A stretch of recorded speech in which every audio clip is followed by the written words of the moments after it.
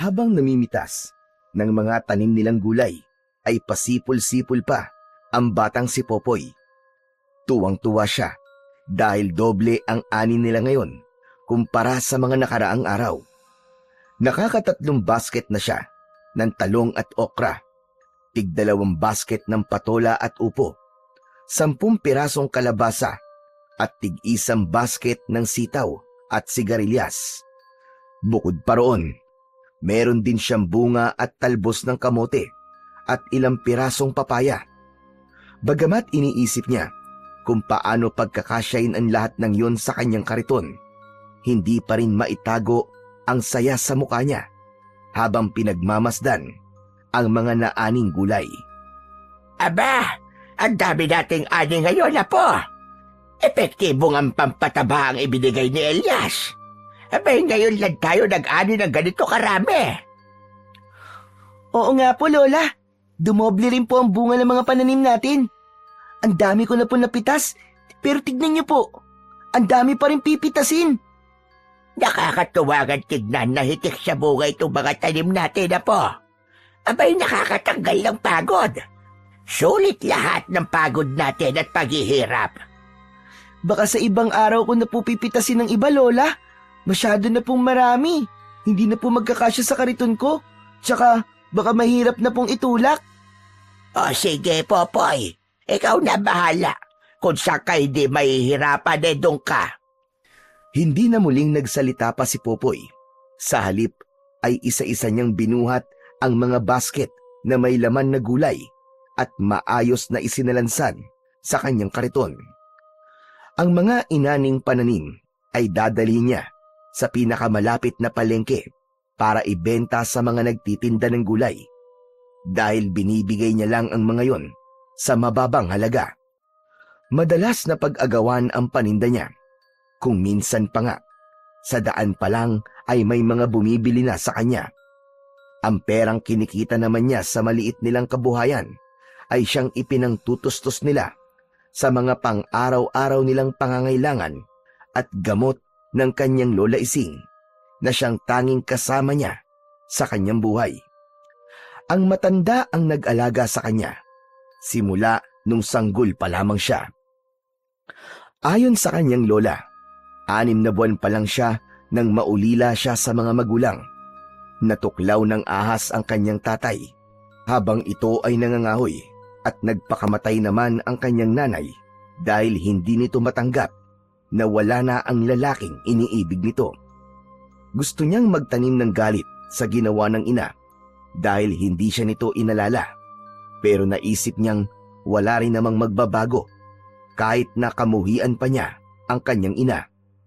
Pasalamat na lang siya dahil meron siyang lola na kumupkup sa kanya. Kahit ulila na siya sa mga magulang, ni minsan naman ay hindi niya naramdaman yon dahil pinuno siya nito ng pagmamahal. 6 na taon pa lang siya ay tumutulong na siya sa kanyang lola sa pagtatanim. Dati ay isinasama siya nito tuwing magbebenta ng gulay sa palengke. Nang tumungtong siya sa edad na 9, nagsimulang magkaroon ng karamdaman ang kanyang lola. Kaya napagpasya niyang siya na ang gagawa ng mga bagay na dati nitong ginagawa. Aminado siyang nahirapan siya nung una, pero nang tumagal ay nasanay na lang din siya. Ginawa niyang inspirasyon at lakas ang pagmamahal ng kanyang lola sa kanya. Sa edad na 10, batak na sa trabaho si Popoy. Sa kabubuhat niya ng mga mabibigat, meron siyang muscle sa kanyang katawan, lalong-lalo na ang mga braso niya at binti. Karamihan sa mga nakikilala niya ay hindi naniniwala na 10 taong gulang pa lamang siya dahil maihahalin tulad na sa katawan ng isang ganap na binata ang kanyang kilos at pangangatawan. Lola, may gusto po ba kayong ipabili maliban po sa gamot? Tanong ni Popoy sa kanyang lola matapos niyang maisalansan ang mga basket ng gulay. Wala na, Apo. Ikaw, baka may gusto kang bilhin. Hindi ba nabanggit mo dati na may gusto kang bilhin na comics? Ay sige na, bilhin mo na, Apo. Matagal mo nang gustong bilhin yon, di ba? Talaga po, Lola? Pwede na po akong bumili. Oo nga, apo. Total marami tayong ani ngayon. Regalo mo na lamang yon sa iyong sarili. Hala, sige na, bumili ka na. Naku, maraming salamat po, Lola. Pakis nga po. Ay, nako talagang itong batang ire. Abay, napakalambing. Hindi maikubli ang saya sa boses ni Popoy habang nagsasalita. Mabibili na rin niya sa wakas ang gusto niya. Ang naturang comics na tinutukoy ng kanyang lola ay ang librong pambata na matagal na niyang gustong bilin. Isa yung kwento patungkol sa isang batang may superpower na kidlat. Tuwing napapadpad siya sa kabayanan, palagi siyang sumisilip sa isang pwesto na nagtitinda ng mga comics. Subalit dahil walang sapat na pera, hanggang tingin na lang siya palagi. Lola, aalis na po ako ha. O sige, apo. Mag-iingat ka, ha? Huwag kung saan-saan pupunta. Opo. Hindi pa man tuluyang nakakalabas si Popoy sa kanilang bakuran nang may humintong isang lumang truck sa tapat nila. Ang nagmamaneho ng naturang truck ay si Mang Elias, tauhan ng kanilang mayor. Magandang araw po sa inyo, Lola Ising! Popoy! Bumaba ang lalaki sa truck at naglakad palapit sa kanila. Kayo pala, Mang Elias. Magandang araw din po sa inyo. Magandang araw din sa'yo, Elias. Ano't napasugod ka ng maaga? Sinadya ko po talaga pumunta ng maaga para maabutan ko po itong si Popoy. Ha? Ako po, Mang Elias? Bakit naman po? Inutusan ako ni Mayor na bilhin na lang lahat ng mga naani niyong gulay ngayon. Ipapamigay raw niya sa mga kababaryo natin. At para na rin daw, hindi na kayo mahirapan pa na dalhin sa palengke ang mga yon. Hindi makapaniwala si Popoy sa kanyang narinig. Ganon din ang kanyang lola. Kailan lang kasi ay nagkaroon ng sagutan ang kanyang lola at si Mayor. Ipinagpipilitan kasi ng kanilang alkalde na pag-aari umano nito ang malawak na lupain na kanilang pinagtataniman, pati na rin ang kinatitirikan ng kanilang bahay. Gusto nito na umalis sila dahil balak daw umano nitong magpatayo ng pabrika na makapagbibigay ng karagdagang trabaho sa mga kababaryo nila. Hindi pumayag ang kanyang lola dahil yun na lamang ang meron sila, kung kaya't nagkaroon ng sagutan sa pagitan ng dalawa. Ano ka mo, Elias? Abe, tama ba naririnig ko? Hindi ba ako nabibingi? Bibilhin ka mo ni Mayor itong mga gulay namin. Abe, anong nakain ng amo mo? At bigla siyang nagmalasakit sa amin. Yun po ang utos niya sa akin . Sumusunod lamang po ko, Lola Ising. Ang sabi po niya, simula raw ngayon ay siya na po ang bibili ng mga gulay ninyo. Lola, baka naman po bumabawi lang po si Mayor. Mabuti naman po at mukhang wala na siyang balak na kunin sa atin itong lupa natin. Abe, kung ganun nga, abe, mabuti naman. O sa sige, kung yan ang gusto niya, ikarga mo na ang mga yan sa likod ng sasakyan na po. Sige po, Lola. Mang Elias, ikakarga ko na po . O sige, sige. Dali-daling tumalima si Popoy at isa-isang binuhat ang mga basket upang isakay sa likuran ng truck. Nang matapos, ay muli siyang lumapit sa dalawa. Mang Elias, Lola, tapos na po. Naikarga ko na po lahat. Aba, ang bilis . Salamat, Popoy . Nag-usap na kami ng lola mo tungkol sa presyo. Nabayaran ko na rin. Sige po. Siya nga pala, marami pong salamat sa pampataba po na ibinigay niyo, Mang Elias . Dahil po ron, kaya marami po kaming ani ngayon. Yun lang ba? Wala yun, wag mo nang isipin yun, Popoy. Ang totoo niyan galing yun kay Mayor. Siya ang bumili nun at pinabigay sa inyo. Mukhang tama ka, baka gusto niyang bumawi sa inyo. Pasensya na kung hindi ko kagad sinabi Baka kasi hindi niyo tanggapin kapag nalaman yung galing sa kanya . At tama ka, hindi talaga namin tatanggapin kung alam ko lang na sa kanya galing yon. Pero dahil nangyari na at napakinabangan na namin, pakisabi na lamang kay Mayor na maraming salamat. Ay, sige ho. Makakarating po sa kanya, Lola Ising. O, paano ho? Mauuna na po ako. Tumangulang ang kanyang Lola Ising. Mang Elias, marami pong salamat uli Mag-iingat po kayo sa pagmamaneho. Salamat din, Popoy. Maiwan ko na muna kayo. Pagkasabi nun, ay sumakay na ang lalaki at bago paandarin ang sasakyan, ay kumaway muna ito sa kanila. Sinundan nila ng tingin ang papalayong truck at saka lang sila pumasok sa loob ng kanilang bahay nang tuluyan na yung mawala sa kanilang paningin. Lola Ising, masama pa rin po ba ang loob mo kay Mayor? Oo, Apo. Hindi porket binigyan niya tayo ng pampataba at binili niya ang mga gulay natin, ay mawawala na kagad ang galit ko sa kanya. Hindi basta-basta mawawala sa isip ko ang ginawa niya dati sa atin. Naiintindihan ko naman po, Lola Ising, kung saan po nanggagaling ang galit nyo. Pero aminin niyo po, ang ganda po ng ginawa niyang pambawi sa atin, ano? Hindi na tayo magpapakahirap na magbenta ng gulay simula ngayon. Tama ka, Apo. Mabuti naman at mukhang wala na siyang balak na ituloy ang plano niya. Ayos! Nasagot na po ang gabi-gabi natin pagdarasal, Lola Ising. Makakatulog na po ulit tayo ng mapayapa, lalo na po ikaw. Tama ka.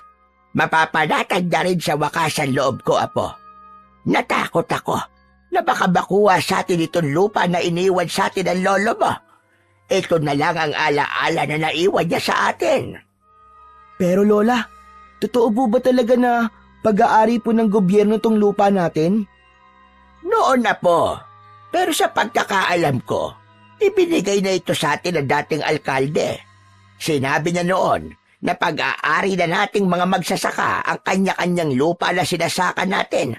Nang sa ganun daw may mapagtamnan tayo at mapagkunan na mapagkakakitaan. Kung wala man naging kasulatan, marami naman sa amin ang umaasa at pinanghawakan ang sinabing yon ng dating mayor. Kung ganun po, parang gusto pong bawiin ni Mayor tong lupa na ibinigay sa atin ng dati nating Mayor, Lola. Kung sakali po palang ipilit niyang gusto niya, ay wala tayong magagawa dahil wala naman pong kasulatan. Oo, Apo, ganun na nga. Kaya nga nabahala ko na gusto. Mabuti na lang at mukhang naisip niya kung gaano siya magiging masama sa paningin ng lahat.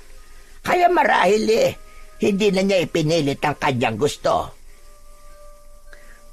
Kaya nga po, Lola. Ngayon po, wala na po tayong problema.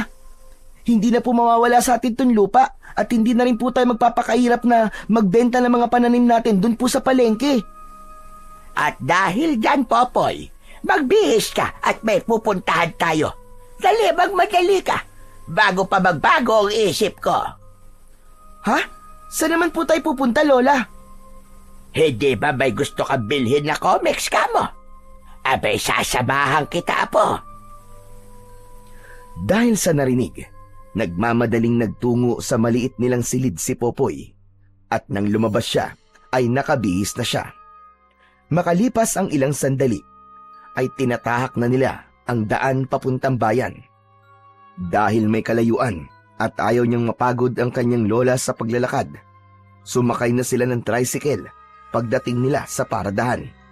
Nang dumaan ang sinasakyan nila sa maliit na barangay hall, ay nakita nilang kasalukuyang ipinamimigay ng ilang opisyal ang mga gulay na binili sa kanila ni Mayor.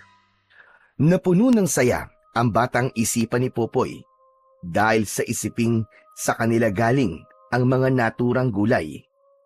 Pagdating nila sa bayan, sumaglit muna sila sa simbahan para magdasal bago tumuloy sa kanilang pupuntahan. Gaya ng ipinangako ng kanyang Lola Ising, ibinili siya nito ng comics na gusto niya at may bonus pang maskara.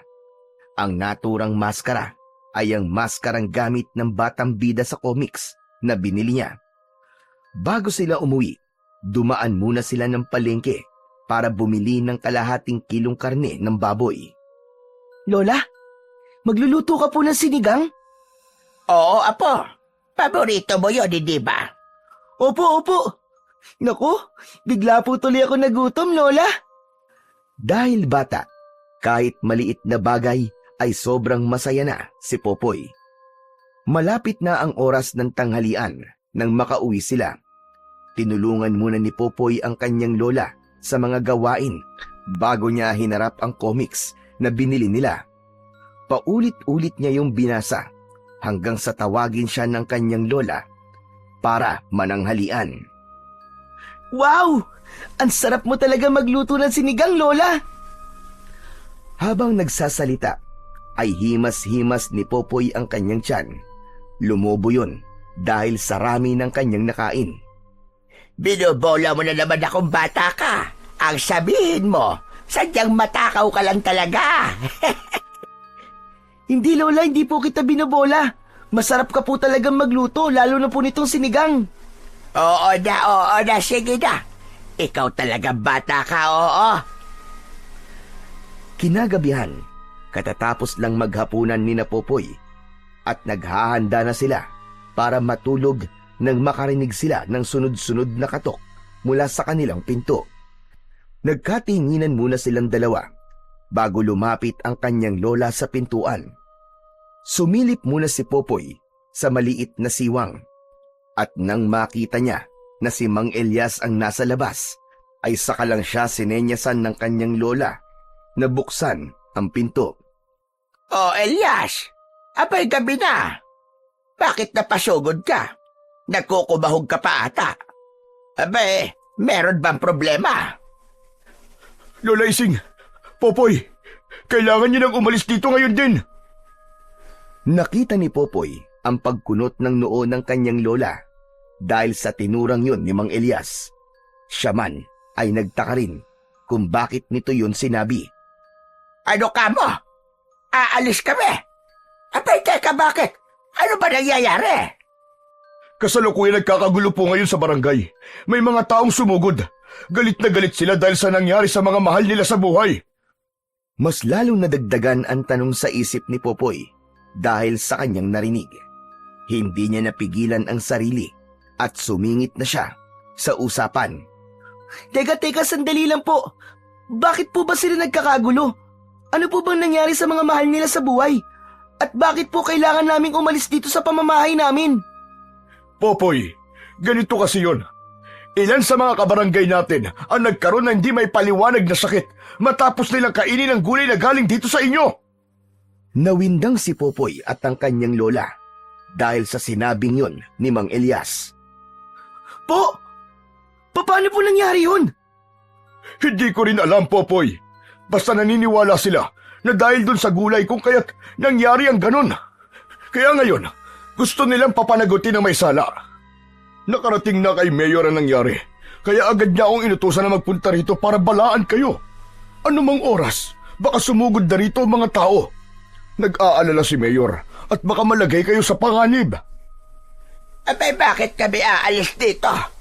Wala naman kami kinalaman sa mga nangyari. Bakit kami ang sisisihin nila? Tama po si Lola Ising, Mang Elias. Wala po kaming kasalanan doon.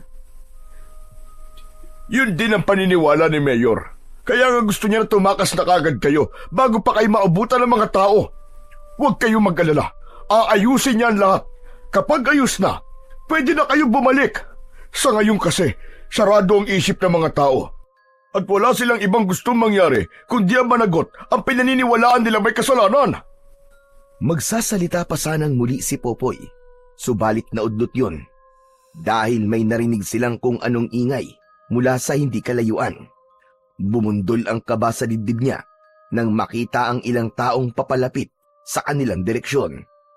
May hawak na kahoy na may apoy sa dulo ang bawat isa sa mga ito. Naku, yun na nga ba sinasabi ko? Nandiyan na sila. Umalis na kayo habang may oras pa. Sige na, Aling Ising. Popoy, umalis na kayo. Nahintakutang tumingin si Popoy sa kanyang lola na bakas din ang pagkabahala sa muka. Lola Ising, mabuti pa po umalis na po muna tayo. Hindi tayo aalis, Apo, dahil wala tayong ginagawa masama. Kaya bakit tayo matatakot sa kanila? Pero Lola Ising, baka saktan po nila tayo. Ayoko po may mangyaring masama sa inyo, Lola. Tara na po, umalis na po tayo. Pagkasabi nun, ay tumakbo si Popoy papunta sa kanilang silid. Paglabas niya, ay may bitbit na siyang isang bag na may lamang damit nila ng kanyang lola. Hindi niya nakalimutang dalhin ang bagong bili niyang comics at maskara. Dalian nyo! Malapit na sila! Sige na, kumilos na kayo! Alis na! Tara na, Lola, kailangan na nating umalis. Hinawakan niya sa kamay ang kanyang lola Ising at hinila palayo. Tinahak nila ang daan papunta sa kakahuyan. Habang tumatakbo, ay pareho silang emosyonal na dalawa. Nang makarating sa kakahuyan, nagtago sila sa isang puno kung saan abot tanaw pa rin nila ang kanilang pinanggalingan. Umiiyak na napayakap si Popoy sa kanyang lola nang makita niyang tinutupok na ng apoy ang kanilang tirahan. Lola Ising, ano na pong gagawin natin ngayon? Wala na po tayong bahay. Saan na po tayo titira? Sa halip na sagutin ang tanong niya, ay niyakap na lamang siya ng kanyang lola. Pareho silang hilam sa luha habang pinanonood ang nakadudurog sa puso na pangyayaring yun sa kanilang buhay. Sa kaiiyak, hindi na malaya ni Popoy na nakatulog na pala siya habang yakap-yakap siya ng kanyang lola. Naalimpungatan siya nang makarinig siya ng ingay. Dahan-dahan siyang nagmulat ng kanyang mga mata at bumungad sa kanya ang muka ng lola niya. Sumenya sa kanya ito na wag itong gagawa ng ingay. Bumalik sa isip ni Popoy ang nangyari at doon niya napagtanto kung bakit siya pinatatahimik ng matanda. Nasa paligid lang ang mga taong naghahanap sa kanila. Sumiksik siya lalo sa kanyang lola at itinakip ang dalawang kamay sa sariling bibig. Inalis niya lang yon nang maramdaman niyang wala ng ibang tao sa paligid maliban sa kanilang dalawa. Lola Ising, paano na po tayo ngayon? Saan na po tayo pupunta? Siguradong hindi po sila titigil sa paghahanap sa atin. Natatakot po ako sa posibleng mangyari kapag natagpuan po nila tayo. Sa gayon, Apo, dumito na muna tayo. Galing na sila rito kaya't hindi na sila babalik pa. Iisipin nila na lumipat na tayo sa ibang barangay. Huwag kang mag-alala, Apo. Hindi kita pababayaan. Hanggat nandito ako, hindi ako papayag na saktang kanila. Pero Lola, hanggang ngayon po naguguluhan pa rin po ako sa mga nangyayari. Hindi ko po maintindihan. Bakit po sila galit na galit sa atin? Bakit tayo po ang sinisisi nila sa nangyari? Dahil nagpaloko tayo, Apo. Ngayon ko lang napagtanto. Hindi tumigil si Mayor sa gusto niyang mangyari sa lupa natin. Gumawa lamang siya ng gimmick at nagtagumpay siya. Napakunot ang noo ni Popoy sa kanyang narinig. Gimmick? Teka Lola, ano pong ibig niyong sabihin sa gimmick? Nilinlang tayo ni Mayor, Apo. Sa tingin ko, may inihalo si Mayor sa pampatabang gamot na ibinigay niya para sa mga pananim natin. Planado niya ang lahat, pati ang ginawa niyang pagbili sa mga gulay natin para ipamigay sa mga tao. Ito talaga ang gusto niyang mangyari, Apo. Ang kamuhian tayo ng mga kabarangay natin nang sa ganon ay kusa tayong umalis at maangkin na niya ng tuluyan ng walang kahirap-hirap ang lupang sinasaka natin. Matapos marinig ang sinabing yun ng kanyang lola, ay napagtanto ni Popoy na tama ang kanyang lola. Pinagtagpi-tagpi niya sa kanyang isip ang mga nangyari at hindi nga maipagkakailang planado ang lahat. Ang sama niyang tao, Lola. Ang buong akala ko pa naman ay wala na siyang balak na angkinin pa ang lupa natin. Huwag kang mag-alala, Popoy. May naisip akong paraan. Kailangan ko ang tulong mo. Ano pong naisip niyo, Lola? Kilala mo si Kapitan, di ba? Magtungo ka sa kanya at humingi ka ng tulong. Sabihin mo kung ano ang totoong nangyari. Matutulungan po kaya tayo ni Kapitan, Lola Ising? Paano po kung hindi? Kilalang mabait at matulungin na tao ang kapitan natin, Apo. Kung sakali bang hindi na tayo matutulungan na malinis ang ating pangalan, baka man lang mabigyan niya tayo ng bagong tirahan na pwedeng mapagtaguan. Sige po, bukas na bukas din po. Pupuntahan ko po siya. Salamat, Apo. Ngunit mag-iingat ka, ha? Wala pwedeng makakilala sa'yo hanggat hindi mo pa nakakausap si Kapitan dahil masyadong delikado. Opo, naiintindihan ko po. Huwag po kayong mag-alala. Babalik po ko rito na may dalang magandang balita. Kinabukasan, hindi pa man gaanong sumisikat ang araw, ay lumakad na si Popoy papunta sa bahay ng kapitan. Sa daan, todo iwas siya sa mga taong nakakasalubong niya. Sinadya niyang bagalan ang paglalakad upang hindi siya mahalata. Makalipas ang halos kalahating oras, nakarating din siya sa kanyang destinasyon. Kapitan? Kapitan! Tao po! Kapitan! Habang sumisigaw sa labas ng tarangkahan, ay patingin-tingin sa kanyang paligid ang batang si Popoy. Bagamat walang gaanong kapitbahay dahil malapit din sa bukid ang bahay ng kapitan, nanatili pa rin siyang alerto. Ilang beses pang naulit ang ginawa niyang pagtawag bago bumukas ang pintuan ng bahay at mula roon ay niluwa ang taong pakay niya. Naglakad palapit sa kanya ang lalaki at pinagbuksan siya ng gate. Magandang umaga po, Kapitan. May mahalaga po sana akong sasabihin sa inyo. Kung ayos lang po, sa loob ko na po sasabihin. Aba, oo naman. Halika, halika. Sige, pumasok ka. Sumunod si Popoy sa lalaki nang maglakad ito papasok. Pinaupo siya nito nang makarating sila sa sala. Umaupo ka muna. Gusto mo ba ng kape? Hindi na po, Kapitan. Kailangan ko po kasi makabalik kagad dahil naghihintay po sa akin si Lola Ising. Abay, ano ba sadya mo rito? At mukhang sobrang importante, iho. May nangyari ba sa lola mo? Abay, meron ba ako maitutulong? Kapitan, ganito po kasi nangyari. Nagsimulang magsalaysay si Popoy. Lahat ikinuwento niya.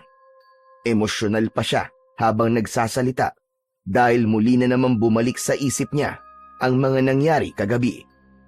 Sabi ko na nga ba, at may tinatagong kasamaan niyang si Mayor na yan. Teka, kumusta na pala ang lola mo? Nasaktan ba kayo? Ayos lang naman po kami, Kapitan.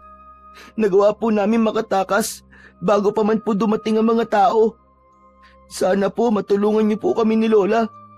Wala na po kasi kaming ibang mapupuntahan eh. Kung sa matutuluyan, may magagawa ko para matulungan kayo. Pero kung tungkol dun sa ginawa sa inyo ni Mayor, hindi ko may papangako na may maitutulong ako. Mahirap na. Baka pati ako o ang pamilya ko ay madamay. Naiintindihan mo naman siguro ko, hindi ba? Sunod-sunod na tumango si Popoy bilang pagtugon. Naiintindihan ko po kayo, Kapitan. O ganito. May lumang bahay ang mga magulang ko sa probinsya namin. Matagal na silang namayapa, kaya wala na nakatira doon. Kung papayag kayo, pwede kayo ron ng lola mo. Doon, tsak na wala makakakilala sa inyo na kahit na sino. Talaga po? Opo, papayag po kami, Kapitan. Kahit saan po, basta may matuluyan lang po kami ni Lola. O sige, sige. Ihahatid ko kayo ron ngayon din. Nang tumayo si Kapitan, ay tumayo na rin si Popoy. Lumabas sila ng bahay at sumakay sa kotseng nakaparada sa tapat ng bahay nito. Sinundo muna nila ang kanyang lola bago nila tinahak ang daan papunta sa probinsya ng sinasabi ng lalaki. Malapit nang dumilim ang paligid nang makarating sila sa kanilang destinasyon. Huminto ang sasakyan nila sa tapat ng isang makalumang bahay na yari sa kugon ang dingding at pawid naman ang bubong. Nang bumaba si Kapitan, ay bumaba na rin si Popoy para pagbuksan ang kanyang lola. O paano? Ayos na ba kayo rito? Pasensya na kayo sa ayos itong bahay ah. Ganito talaga ang karamihan sa mga bahay dito sa probinsya namin. Kung hindi kayo komportable, pwede ko kayong hanapan ng iba pang matitirahan. Yun ang mga katagang binitiwan ni Kapitan nang makapasok sila sa loob ng nasabing kubo. Abay, Kapitan, kami nga ang dapat na magtanong sa inyo niyan. Kung ayos lang ba sa'yo na dito kami tumira? Nabanggit kasi sa akin ni Popoy na bahay ito ng mga magulang mo. Abay Lola Ising, walang problema sa akin. Kayo ang iniisip ko. Baka hindi kayo komportable na tumira dito dahil patay na ang dating may-ari nitong bahay. Abay, ayos na kami rito. Ang mahalaga, malayo kami sa kapahamakan. Lalong-lalo na tong apo kong si Popoy.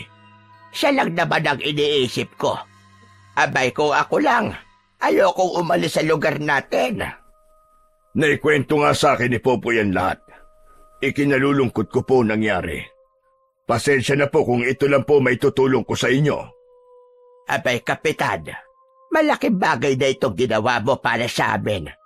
Tatalawin ko tong isang malaking utang na loob habang ako ay nabubuhay. Ilang minuto pang nag-usap ang kanyang lola at si Kapitan bago nagpaalam ang lalaki na aalis na. Mag-iingat po kayo sa pagmamaneho pabalik, Kapitan. Maraming salamat po talaga sa tulong niyo sa amin ng lola ko. Wala yun, iho. O paano? Kayo nang bahala rito ha. Alagaan mo mabuti ang lola mo. Opo, Kapitan. Inihatid muna nila ang lalaki sa labas at hinintay na tuluyang makaalis bago sila pumasok sa loob ng bahay. Namayani ang katahimikan sa pagitan nilang dalawa at ilang sandali pa ang lumipas ay humihikbi na ang kanyang lola. Hindi na niya kailangan pantanungin ang dahilan. Sa halip, nilapitan niya ang matanda at niyakap. Nang gabing iyon, ay naging mailap ang antok kay Popoy. Hinintay niyang makatulog ang kanyang lola at pagkatapos ay siya naman ang umiyak. Awang-awa siya sa sitwasyon nila. Bandang 2:00 ng madaling araw, nagsimulang kumulog at kumidlat. Ilang sandali pa ay maririnig na mula sa labas ng bahay ang ingay ng pagpatak ng ulan.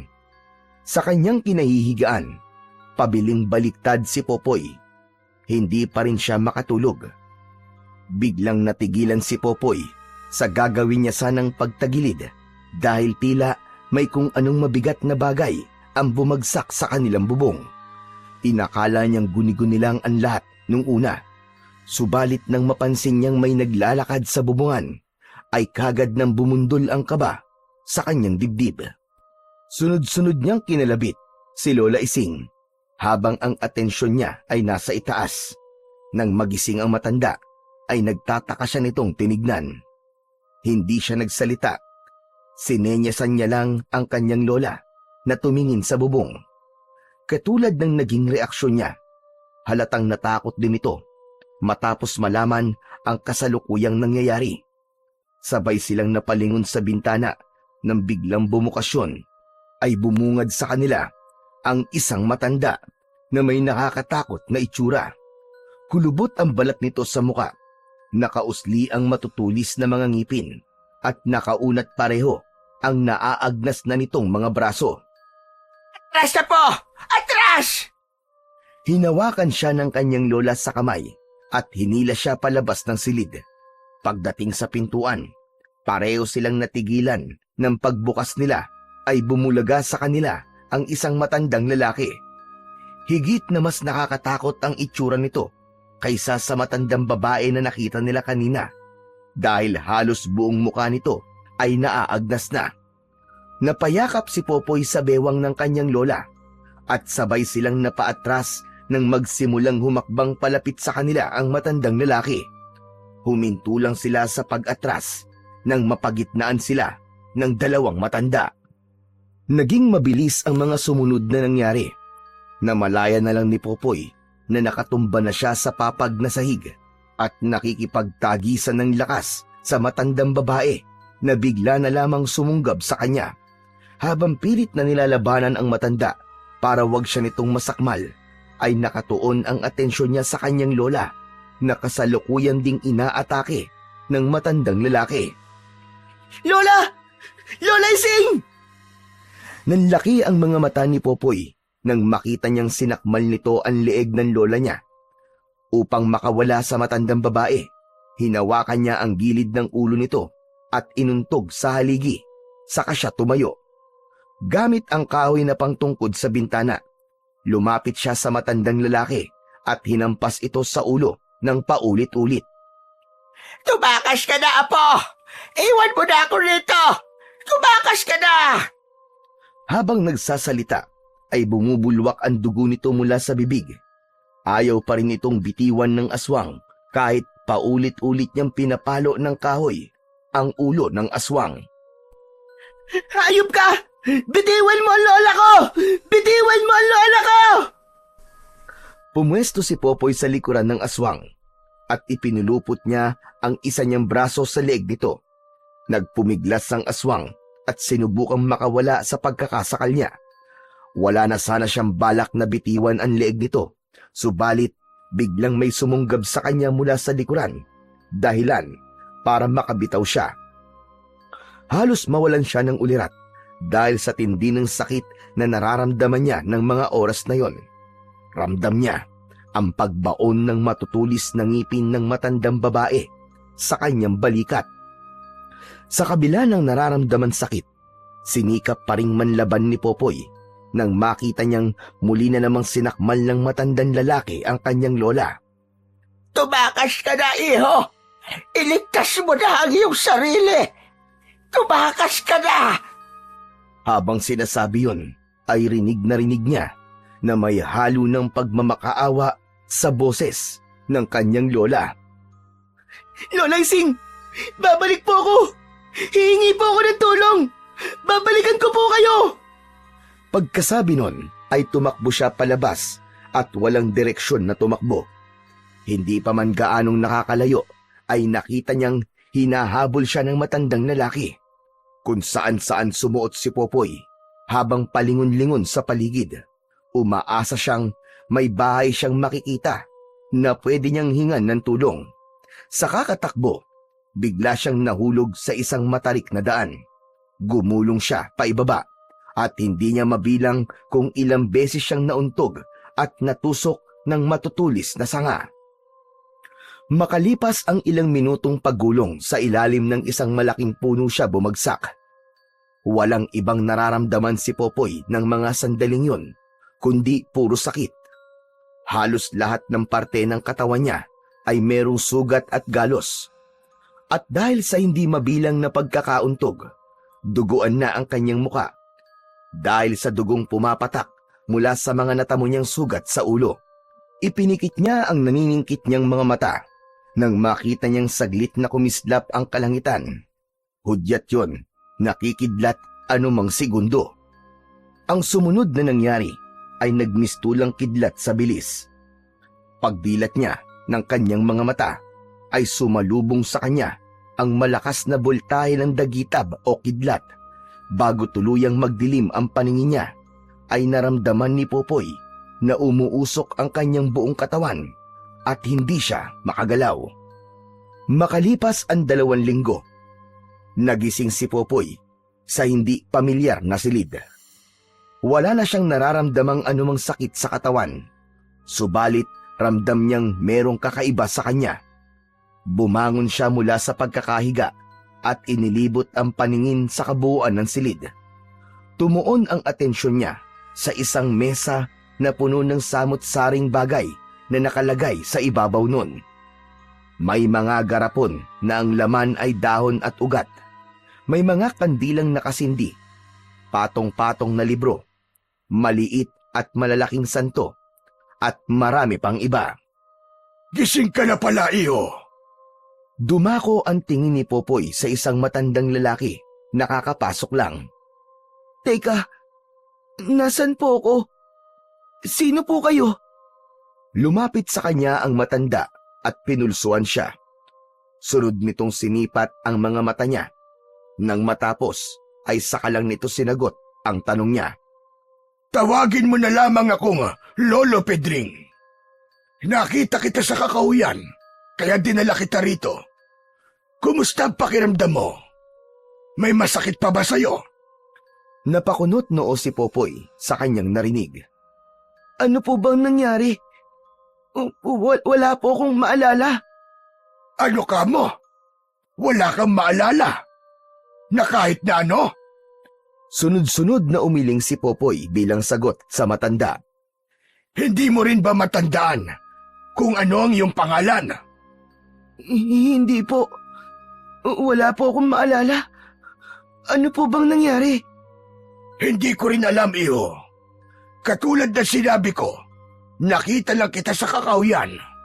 Base sa nadatnan kong itsura mo nung araw na yon, mukhang matinding hirap ang pinagdaanan mo.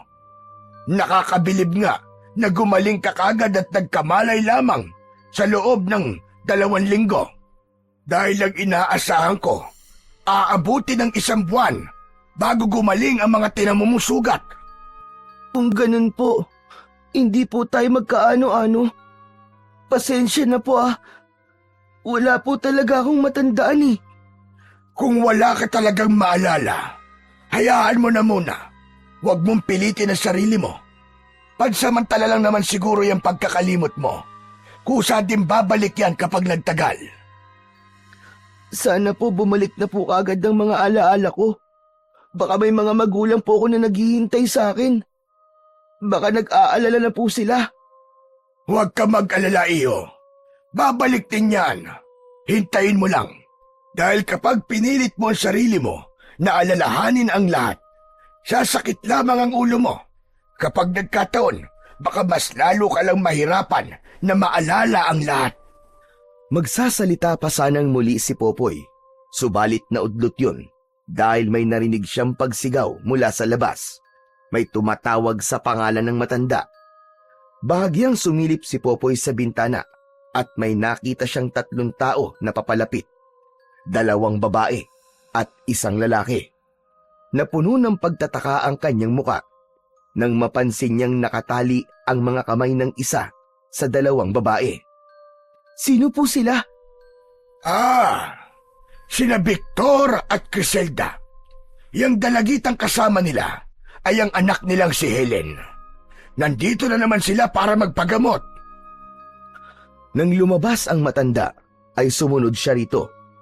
Kinausap nito ang mag-asawa at ayon sa kanyang narinig, ay hindi pa rin daw bumubuti ang lagay ni Helen.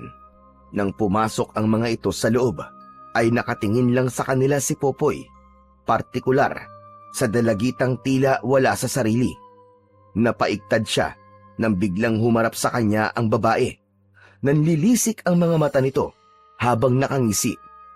Nang magsimula itong magpumiglas, ay nahintakutan siyang nagtago sa likod ng pintuan. Narinig niyang may sinambit na mga kataga si Lolo Pedring at pagsilip niya ay wala nang malay ang dalagitang si Helen. May isinulat sa isang kulay dilaw na papel ang matanda at pagkatapos nito yung dasalan ay sinunog nito yon. Minarkahan nito ng krus ang noo ng babae gamit ang abo ng sinunog na papel at pagkatapos ay diniinan nito yon at nagsimulang mag-orasyon. Nanlaki ang mga mata ni Popoy nang biglang dumilat si Helen at muling nagpumiglas mula sa pagkakatali sa upuan. Mistula itong isang galit na tigre na handang manakmal anumang oras. Nang magtagumpay itong makawala, ay kagad nitong sinakal si Lolo Pedring. Lumapit naman si Criselda para awatin ang anak, subalit pati ito ay sinakal din at pagkatapos ay ibinalibag pareho. Natakot ang tatay ng babae sa mga nakita at bigla itong kumaripas ng takbo palayo. Sa kanyang kinatatayuan, nanigas ang katawan ni Popoy nang sa kanya naman tumuon ang atensyon ni Helen. Nilapitan siya nito at sinakal. May kakaibang naramdaman si Popoy ng mga sandaling yon habang naghahabol ng hininga. Parang may libu-libong bultahe ng kuryente ang gustong kumawala mula sa kanyang katawan. Nang tignan niya ang kanyang mga palad, ay may nakita siyang kumikislap sa dulo ng kanyang mga daliri. Itinaas niya ang kanyang mga kamay at hinawakan ang braso ni Helen. Dahil sa kanyang ginawa, nangisay ang babae na tila na kuryente at unti-unting lumuwag ang pagkakasakal nito sa kanya hanggang sa tuluyan siya nitong mabitiwan. Natulala si Popoy nang bumagsak si Helen sa harapan niya. Nilapitan niya ang babae para sana gisingin, subalit mula itong nangisay nang dumantay ang palad niya sa balat nito. Nagpalipat-lipat ang tingin ni Popoy sa mga palad niya at sa babae. May bakas ng pagkabahala sa kanyang muka dahil sa isiping baka kung ano na ang nagawa niya. Mula sa sulok ng kanyang mga mata ay nakita niyang nagkamalay na si Lolo Pedring. Huwag kang mag-alala. Nawalan lang siya ng malay. Malakas ang itim na kapangyarihan na nasa kanyang katawan, kaya hindi siya basta-basta mamamatay.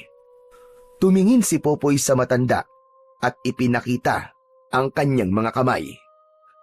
Ano po nangyayari sa akin? Bakit ganito?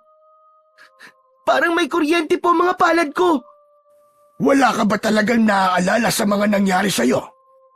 Sa tingin ko kasi, tinamaan ka ng mutya ng dagitab. Ano po? Mutya ng dagitab? Ano po yun?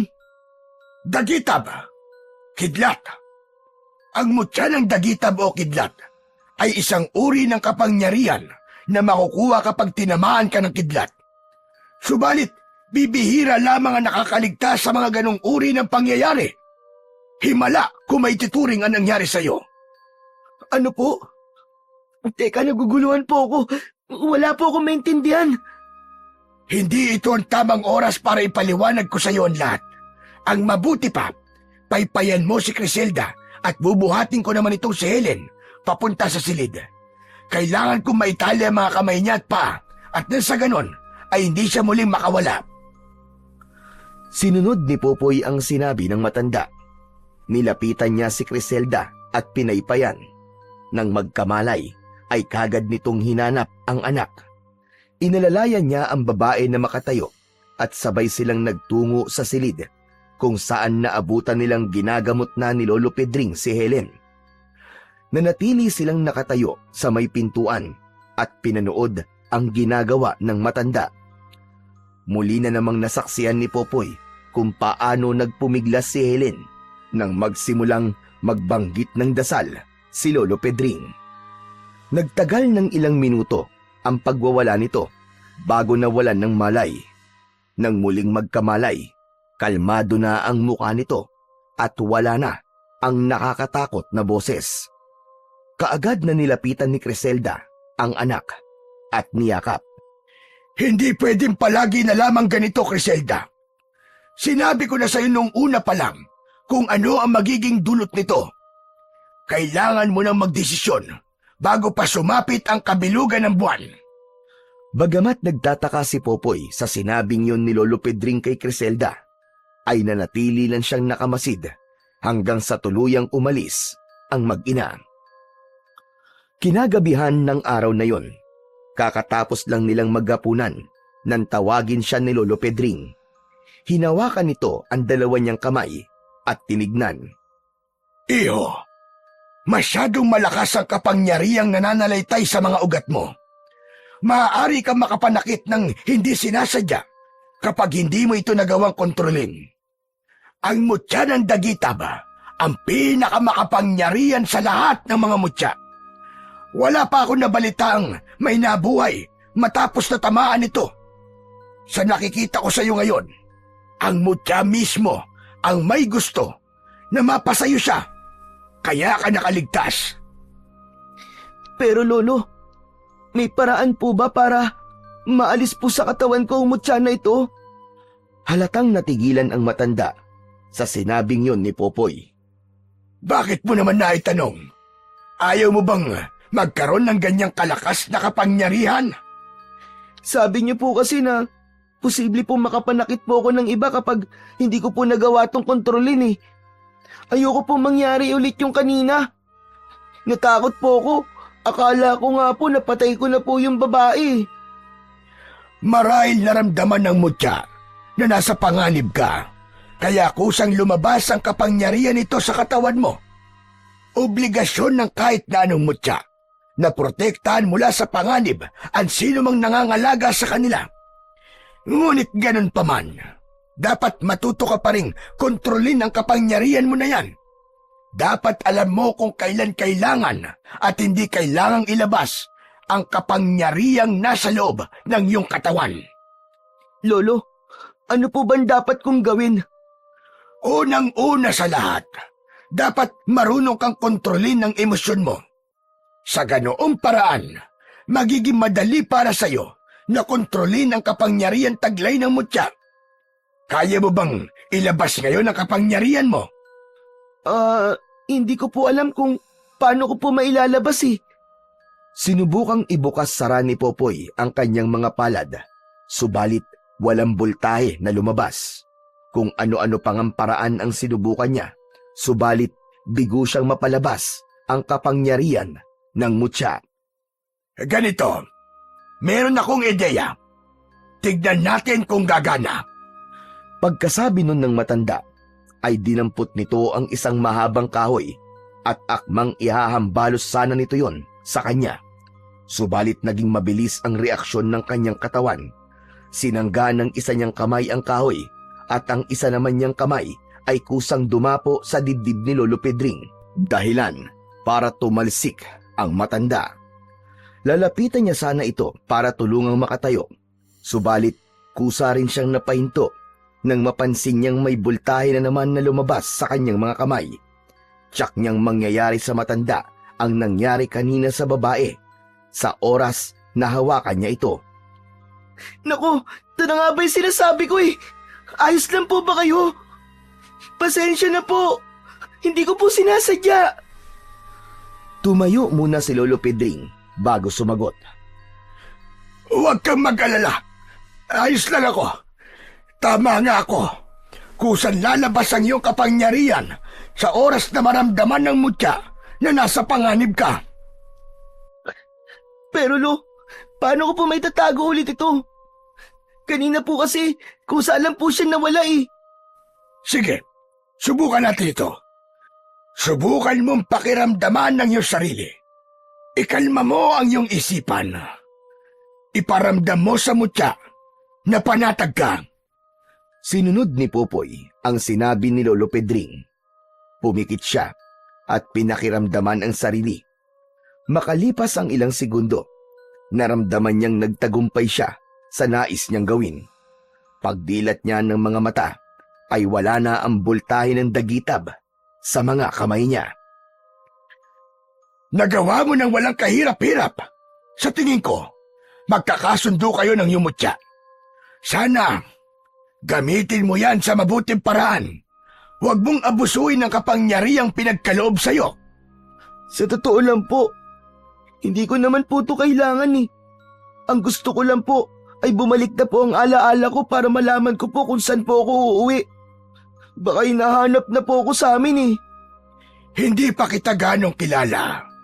Pero sa nakikita ko, masasabi ko namang isa kang mabuting bata. Yun marahil ang dahilan kaya pinagkalooban ka ng mutya. Alam mo ba, na hinangad ko noon na magkaroon ng ganyang kapangyarihan. Subalit, sadyang iba ang nakatadhana para sa akin. Matagal na po ba kayong nanggagamot?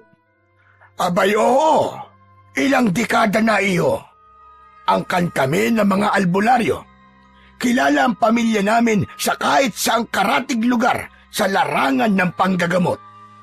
Nakita ko nga po kanina kung gaano po kayo kagaling manggamot. Nagawa niyo pong paalisin yung masamang espiritu dun sa katawan po ng babae. Mali ka. Hindi pa siya magaling. At hindi na siya gagaling. Ang ginawa ko kanina, pinigilan ko lang na wag mapaaga ang pagiging yanggaw niya. Subalit pagsapit ng kabilugan ng buwan, wala na akong magagawa pa. Yanggaw? Ano po yung yanggaw? Sigurado ka bang gusto mong malaman? Hindi nagdalawang isip na tumango si Popoy. Yanggaw ang tawag sa isang tao kapag nahawaan ng pagiging aswang. Ha? Aswang? Tama po bang narinig ko? May aswang po dito? Hindi po ba sila yung nangangain po ng mga tao? Tama ka. Sila nga. Marami niyan dito sa mundo. Pero naiiba ang yanggaw dahil hindi sila yung pinanganak na may lahi na talagang aswang. Katulad na lamang ni Helen. Nahawa lamang siya. Nakakahawa po pala ang aswang. Pero paano po siyang nahawa? Nakagat siya ng amalanhig. Isang uri ng aswang na may hahalin tulad sa patay na muling nabuhay. Yung bang parang zombie. Nagiging amalanhig ang isang aswang kapag namatay sila na hindi naiisalin sa iba ang pagiging aswang nila. Nabubuhay sila tuwing gabi upang maghanap ng dugot laman. Bumabangon lang sila para pumatay, kaya kung sino man ang nakagat ng amalanhig at aksidenteng nabuhay, ang taong yun ay magiging isang yanggaw. Ibig niyo pong sabihin, may amalanig na pagala-gala po rito kapag gabi? Nakakatakot naman po. Hindi rito, sa Karatig Baryo. Ayon kay Criselda, sumama si Helen na makipiesta sa ibang barangay at pag-uwi niya ay meron na siyang kagat sa leeg.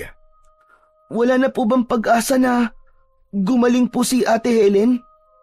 Walang gamot ang pagiging isang yanggaw. Kaya nga natatakot ako para kay Criselda. Dahil malaki ang posibilidad na siya ang magiging kauna-unahang biktima ng kanyang anak sa oras sa tuluyan na itong maging aswang. Bakit po hindi niyo po balaan si Aling Criselda? Nako, iho. Hindi ko na mabilang kung ilang beses ko na siyang binalaan.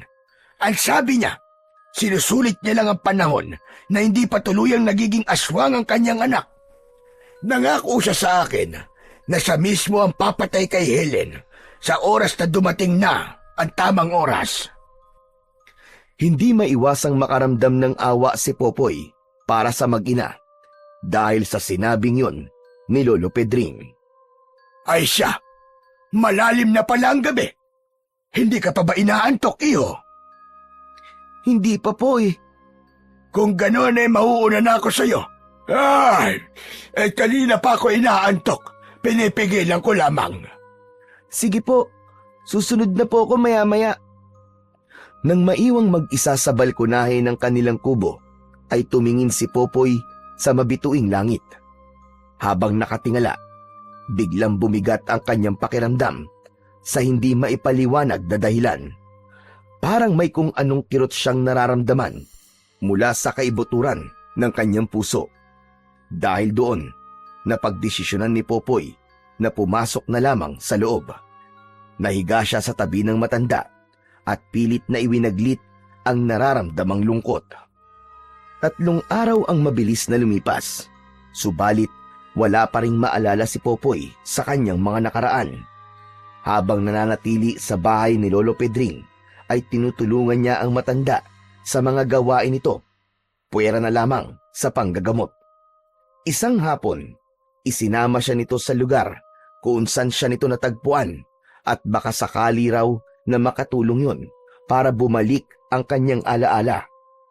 Makalipas ang ilang minutong paglalakad, huminto sila sa tapat ng isang malaking puno na nasa ilalim ng isang mataas na bangin. Dito mismo sa puno na ito kita natagpuan. Sa tingin ko, nahulog ka mula sa itaas. Tumingala si Popoy para pagmasdan ang bangin. Nalula siya sa taas nun mula sa kanilang kinaroroonan. Parang hindi tuloy siya makapaniwala na nagawa niyang makaligtas. Lolo Pedring, ano pong meron dun sa itaas? Kakahuyan ng Baryo Pulang Bato. Gusto mo bang makita? Wala po bang ibang daan? Kung dito po tayo dadaan? Siguradong mahihirapan po tayo eh. Kung sa mismong daan tayo dadaan, medyo malayo-layo ang lalakarin natin. Shortcut na itong dinaanan natin. Ako na lang po ang aakyat. Hintayin niyo na lang po ako rito. Nang tumango ang matanda, ay nagsimula ng umakyat si Popoy. Lihim pa siyang nagtaka sa kanyang sarili dahil hindi man lang siya nakaramdam ng pagod kahit matarik ang dinadaanan niya. Nang makarating sa itaas, sumalubong sa kanya ang makapal na kakahuyan. Inilibot niya ang paningin sa paligid at nagbabaka sakaling may makita siyang makakatulong upang bumalik ang kanyang alaala. Subalit, bigo siyang bumaba. O ano? Anong nakita mo? Wala ka bang nakitang pamilyar sa iyo? Salubong na tanong sa kanya ni Lolo Pedring pagkababa niya. Wala po eh. Puro mga puno lang po nandun. Ay nako. O siya, malapit ng dumilim. Uwi na ba tayo? Sige po, balik na lang po tayo ulit sa ibang araw. Habang naglalakad pa uwi, ay bagsak ang mga balikat ni Popoy. Gusto na niyang bumalik ang kanyang mga alaala, subalit hindi naman niya alam kung paano. Huwag ka nang malungkot. Babalik din ang mga alaala mo. Sa ngayon, huwag mo na lang munang pilitin ang sarili mo na alalahanin ang lahat. Lolo Pedring, kailan po kaya babalik ang alaala ko? Ilang gabi na po kasing mabigat po ang pakiramdam ko eh. Sa tingin ko po, may connection yun sa mga nangyari sa akin. Baka hinahanap na po ako ng mga magulang ko at sobra na po sila nalulungkot. Kaya ganito po ang pakiramdam ko palagi. Gusto mo bang magtungo tayo bukas sa Baryo Pulang Bato? Baka doon ka nakatira at baka may nakakakilala sa'yo. Sige po. Sige po, Lolo Pedring. Gusto ko na po kasi talagang maalala ang lahat eh. O sige, bukas na bukas din ay sasamahan kita magpunta roon. Sana hindi masayang ang lakad natin. Maraming salamat po, Lolo Pedring. Nang gabing yon, muli na namang naging mailap ang antok kay Popoy. Bandang 12:00 ng gabi, binulabog sila ng sunod-sunod na katok mula sa labas. Nagising si Lolo Pedring at nang buksan nito ang pinto, ay sumalubong sa kanila si Hector, asawa ni Aling Criselda. May malaking sugat ang lalaki sa leeg na siya nitong tinakpan gamit ang isa nitong kamay. Ayon sa lalaki, tuluyan na ngang naging aswang si Helen at napatay ng dalagita ang sariling ina. Lumingon sila sa pinanggalingan ni Hector at nakita nila si Helen, subalit malayong malayo na ang itsura nito sa dati nitong muka. Naging nakakakilabot na itong tignan dahil sa matutulis nitong mga kuko at ngipin na nakausli. Pinapasok nila ang lalaki sa loob at isinara ang pintuan. Pumasok si Lolo Pedring sa silid nito at nang lumabas ay may sukbit na itong itak. Dito lang kayo. Hindi niya kayo kayang lapitan hanggat nandito kayo sa loob dahil takot ang aswang sa mga bagay na nandito. Saan po kayo pupunta, Lolo Pedring? Ngayon na tuluyan na naging aswang si Helen, ay wala na siyang ibang gagawin kundi ang mambiktima. Kailangan ko siyang pigilan. Pero Lolo Pedring, hindi po ba delikado? Baka mapano po kayo? Huwag ka mag-alala. Hindi ito ang unang beses na may kakaharapin akong aswang. Minsan na ako may napatay na mag-asawang aswang noon sa Baryo Pulang Bato. Magtatanong pa sana si Popoy, subalit tumalikod na si Lolo Pedring at lumabas. Sinundan niya ang matanda at sinubukang pigilan, subalit hindi siya nito pinakinggan. Nang lumampas ng 10 metro si Lolo Pedring mula sa bahay nito, ay kagad na itong sinugod ng aswang. Habang pinanonood ang pagtatagisan ng dalawa, ay nag-isip ng paraan si Popoy kung paano siya makakatulong. Pumikit siya at sinubukang pakiramdaman ang sarili. Hinanap niya ang presensya ng mutya sa kanyang katawan. Makalipas lang ang ilang segundo, ay nagtagumpay siyang ilabas ang kanyang kapangyarihan. Nang may makita siyang lubid, kinuha niya yon at pagkatapos ay lumapit sa aswang. Naging kasing bilis ng kidlat ang bawat pagkilos niya. Pinaikutan niya ito ng ilang beses hanggang sa maipalupot niya ang buong lubid sa katawan nito. Pinilit pa rin itong makawala, kaya napilitan siyang padaluyan ng boltahe ng dagitab ang lubid na hawak niya. Nangisay ang aswang at bumagsak pagkatapos. Nilapitan ito ni Lolo Pedring at tinaga sa mismong dibdib. Bagamat naaawa siya sa sinapit ng dalagita, alam naman niyang para sa kaligtasan ng lahat ang ginawang yon ng matanda. Pagpasok nila sa loob, naabutan nilang wala na ring buhay si Hector. Hindi kinaya ng lalaki ang natamo nitong sugat. Nang gabi ring yun, sabay nilang sinunog ang bangkay ng mag-ama. Lolo Pedring, nabanggit niyo po kanina na dati na po kayong may napatay na aswang dun po sa baryo Pulang Bato. Totoo po ba yun? Oh, matagal ng panahon yon. Maigit 3 dekada nang nakararaan. May pamilya ng aswang na napadpad dati sa baryong yon at wala silang ginawa kundi ang mambiktima ng mambiktima. Ilan sa mga tagaroon ang lumapit sa akin at tumingi ng tulong. Nagawa ko mapatay ang mag-asawa pero nagawang makatakas ng binatilyo nilang anak. Ang sabi niyo po, nakagat po ng amalanig si Ate Helen, kaya po siya naging yanggaw. Hindi po kaya ang kumagat po sa kanya ay isa sa 2 aswang na napatay niyo po noon? Iyan nga rin ang hinala ko. Kaya bukas, pagpunta natin sa baryo Pulang Bato, puntahan na rin natin ang lugar kung saan ko sila inilibing. Malapit lang yun sa kakawiyang pinuntahan natin kanina. Kinabukasan, 6:00 pa lang ng umaga ay gumayak na sila. Kulang-kulang 1 oras din silang naglakad bago nila narating ang bungad ng baryo Pulang Bato. Walang gaanong bahay ang naturang lugar. Halos puro puno at talahib lang ang makikita sa paligid. Nagpatuloy sila sa paglalakad hanggang sa makarating sila sa tapat ng isang bahay kubo na gawa sa kugon. Lolo Pedring, kanino pong bahay ito? Bahay ito na mag-asawang aswang na pinatay ko noon. Sa likod nito, doon ko sila inilibing. Pinagmasdan ni Popoy ang naturang bahay at bigla siyang napahawak sa kanyang ulo matapos may sumulpot na senaryo sa kanyang isipan. Sa senaryong yun ay may kasama siyang matandang babae at isang lalaki. Ang sumunod na senaryong naglaro sa kanyang isip ay makapigil hininga. Nakikita niya ang sarili niya na nakikipagtagisan ng lakas sa isang nakakatakot na nilalang. Tumakbo ka na, Apo! Iligtas mo ang sarili mo!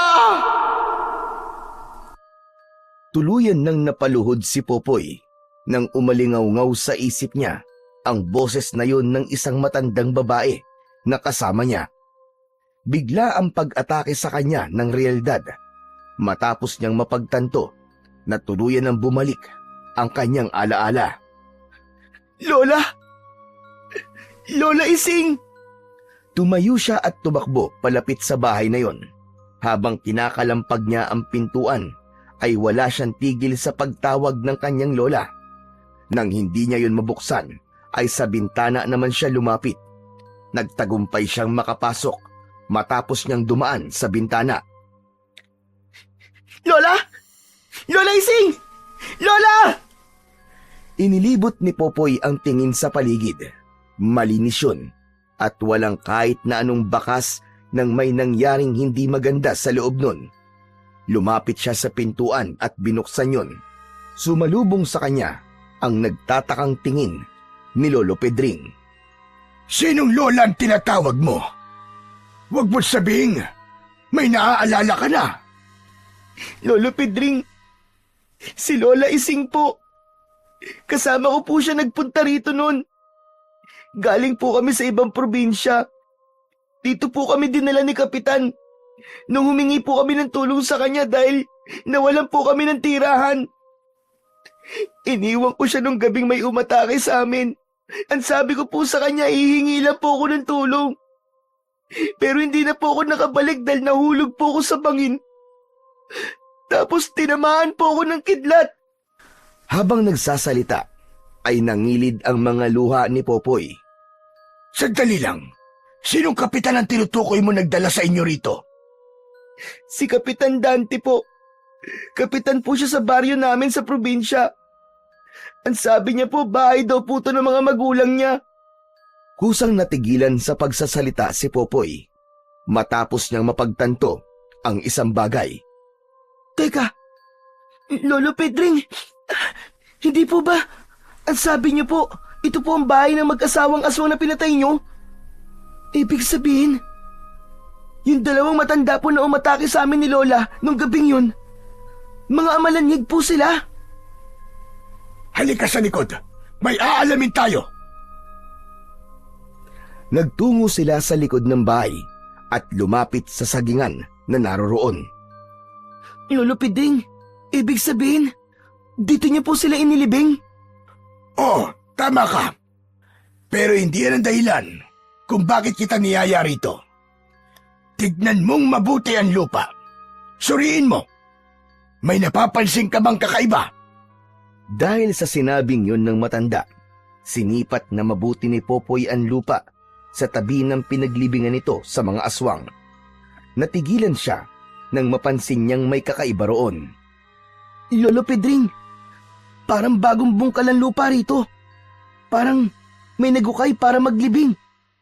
Kusang napahinto sa pagsasalita si Popoy nang mapagtanto niya kung ano ang nais tumbukin ng kanyang sinasabi.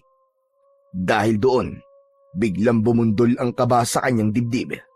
Gamit ang dalawa niyang kamay, hinukay niya ang parting yun. Tumigil lamang siya nang may matamaan siyang kamay.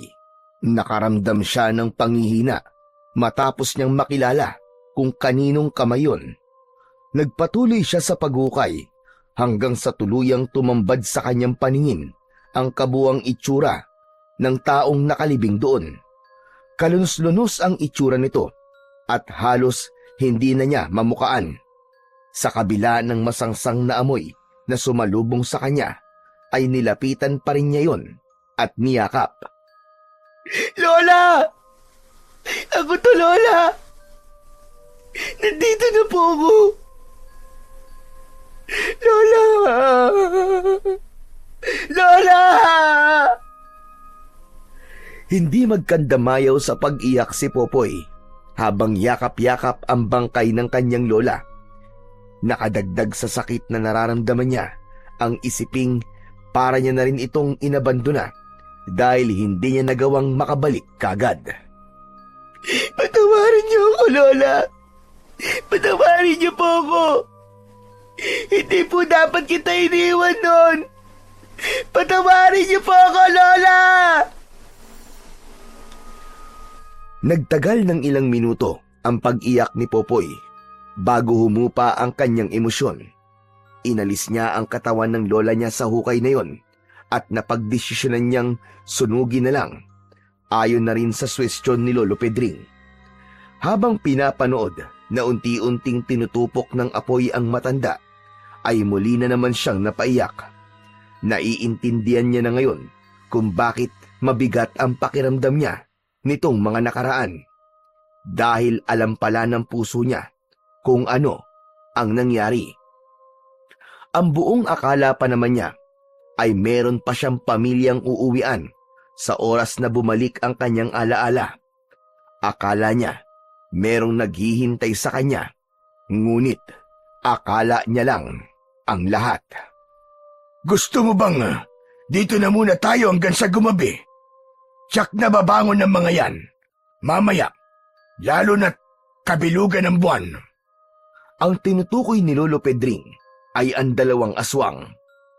Sige po, dito po muna tayo. Kailangan kong ipaghiganti ang nangyari kay Lola.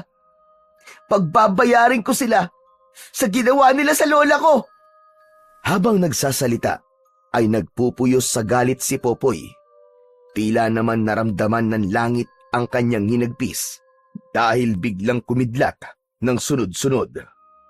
Kinagabihan, 10:00 pa lang ng gabi ay bumangon na ang dalawang amalanhig mula sa kanilang libingan. Yun ang pinakahihintay na sandali ni Popoy. Mag-iingat ka, Popoy. Kahit mistula na sila zombie, mabilis at malakas pa rin sila.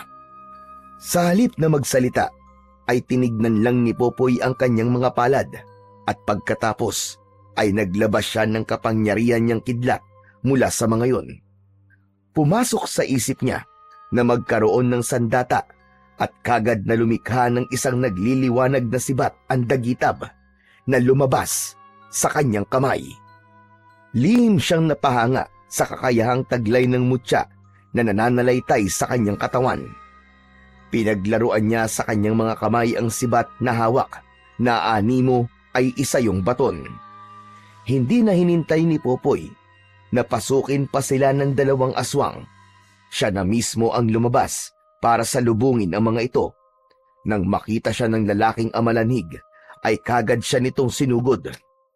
Hawak ang sibat, sinalubong niya ito at sunod-sunod na inatake. Hindi siya tumigil hanggat hindi ito bumabagsak. Tumalsik ang aswang at humampas sa isang puno na nasa hindi kalayuan matapos niyang iwasiwas ng palang ang hawak niyang sibat. Bagamat hindi yun natamaan ng talim, naglabas ng matinding puwersa ang pag-atake niyang yun, kaya tumilapon ang amalanhig. Hindi na hinintay ni Popoy na muling makabangon ang aswang. Inihagis niya sa direksyon nito ang hawak niyang sibat at direkta yung tumama sa kaliwang dibdib nito. Kagad itong binawian ng buhay pagkatapos. Itinaas lang ni Popoy ang kanyang kanang kamay at bumalik sa kanya ang sibat. Sumunod niyang hinarap ang babaeng amalanhig. Naging mabilis lang ang paglalaban nila dahil kagad niya itong tinapos. Kagad din naglaho ang sibat sa kanyang kamay nang matapos na ang laban. Pinagtulungan nila ni Lolo Pedring na buhatin ang mga bangkay ng dalawang aswang at sinunog nila yon. Nang tuluyang maging abo ang katawan ng mga ito, ay saka lang nila nilisan ang lugar. Popoy, iho. Nakikiramay ako sa nangyari sa lola mo. Hindi ko alam na ganun pala katindi ang pinagdaanan mo bago kita natagpuan. Yun marahil ang isa sa dahilan kung bakit ka tinamaan ng mutya ng dagitab para magkaroon ka ng pagkakataon na maipaghiganti ang nangyari sa iyo. Si Lola Ising na lang po meron ako.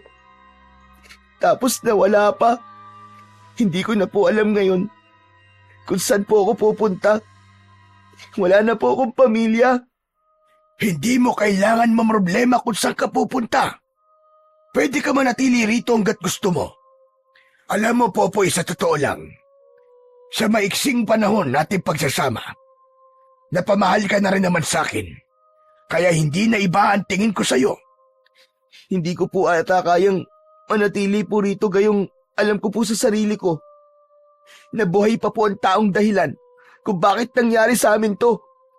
Kung ganon, ano ang plano mo? Babalik ka sa probinsya nyo?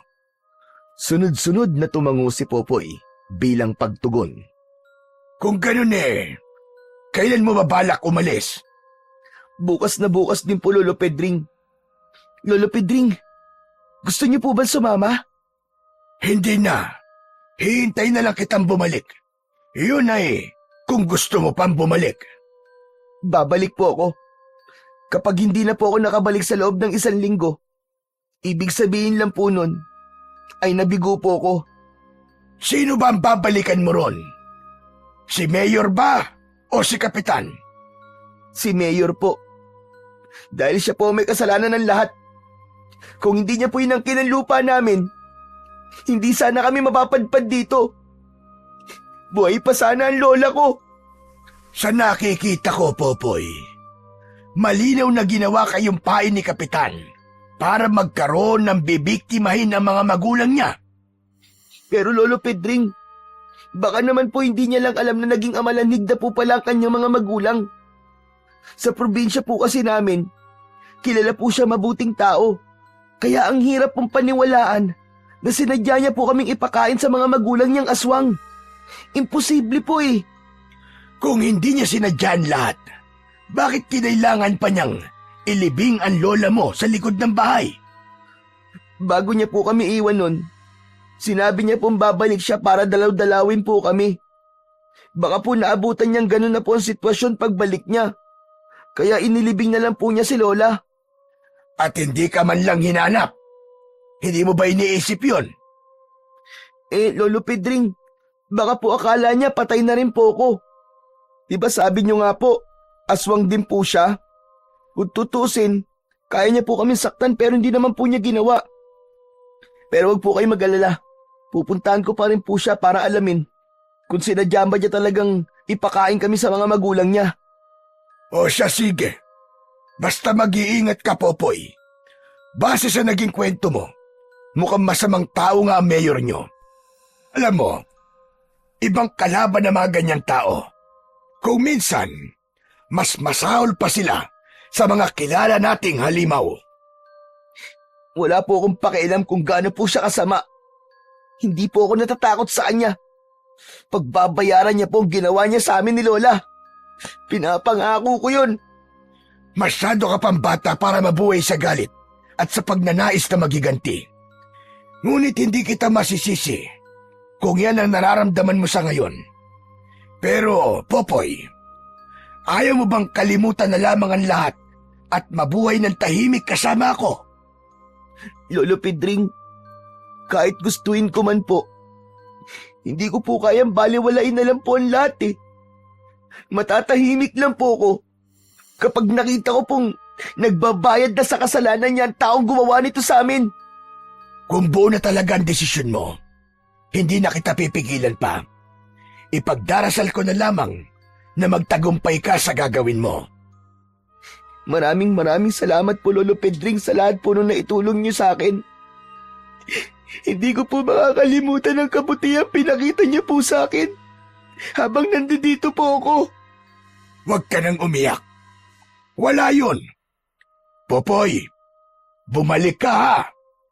Hihintayin kita, apo ko. Nang yakapin siya ni Lolo Pedring, ay niyakap niya rin ang matanda.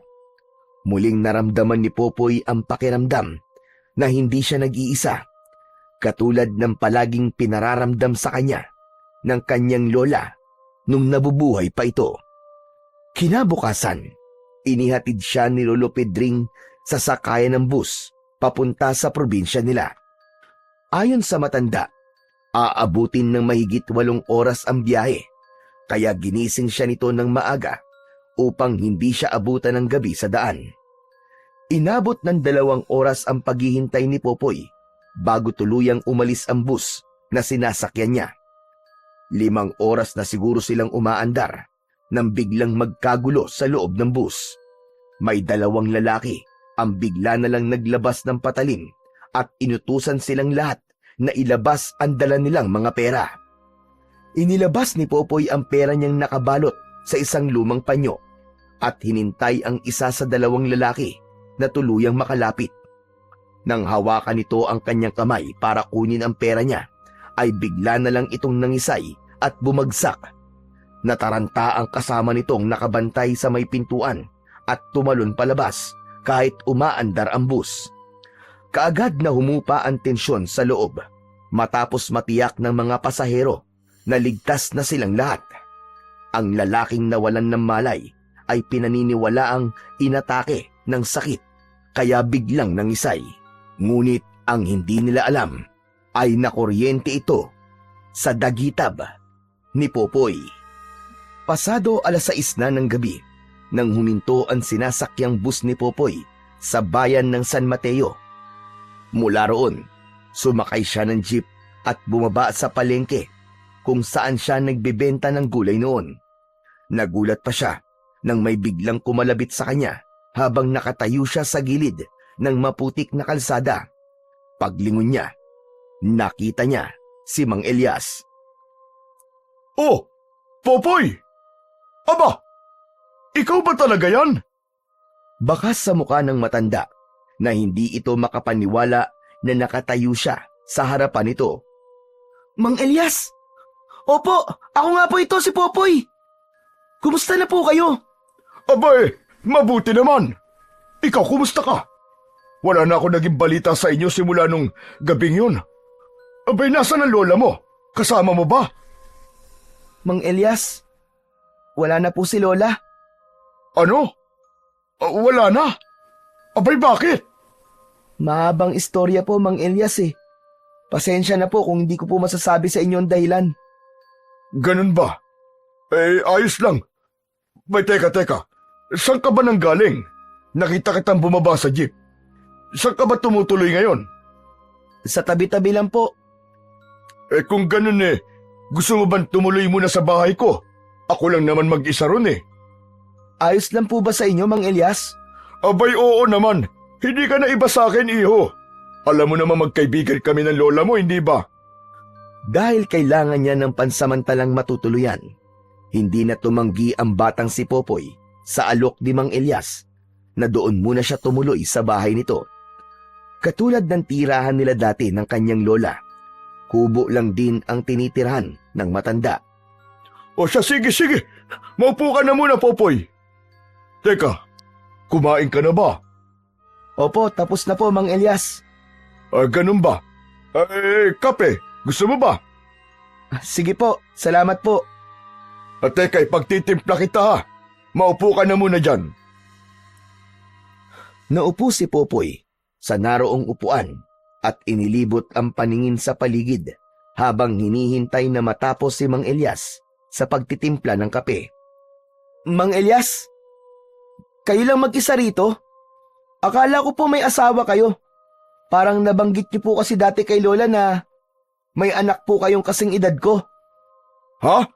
May nasabi ba akong ganun? Baka lasing lang ako noon kaya kung ano-ano na ang pinagsasasabi ko. Wala akong asawa't anak. Mag-isa lang ako rito. Hindi nakaligtas sa mga mata ni Popoy na tila naging malikot ang mga mata ni Mang Elias habang nagsasalita. Hindi niya na lang yun pinagtuunan ng pansin. Tumuon ang atensyon niya sa isda at karne na dala ng matanda. Ang dami niyo naman po yatang biniling ulam. Kaya niyo po bang ubusin lahat yan? Dinamihan ko na para hindi na ako magpabalik-balik pa sa palengke. Nakakapagod. Ang layo-layo, di mo ba nakita? Hindi bale. Nandito ka naman na. May kasama na akong uubos ng mga ito. O paano, maiwan muna kita rito ha. Magluluto lamang ako ng hapunan natin. Pagkasabi nun ay tumalikod na ito at nagtungo sa kusina. Habang abala si Mang Elias sa ginagawa, ay nakamasid lang siya rito. Pagkatapos nitong magluto, nakita niyang naglagay ito ng kanin at ulam sa isang plastik na baunan. Oh, luto na! Kumain na tayo para makapagpahinga ka. Alam ko na pagod ka. Naghain ng pagkain si Mang Elias sa hapagkainan at sabay nilang pinagsaluhan yon. Nang matapos ay nagboluntaryo siyang maghugas ng kanilang pinagkainan.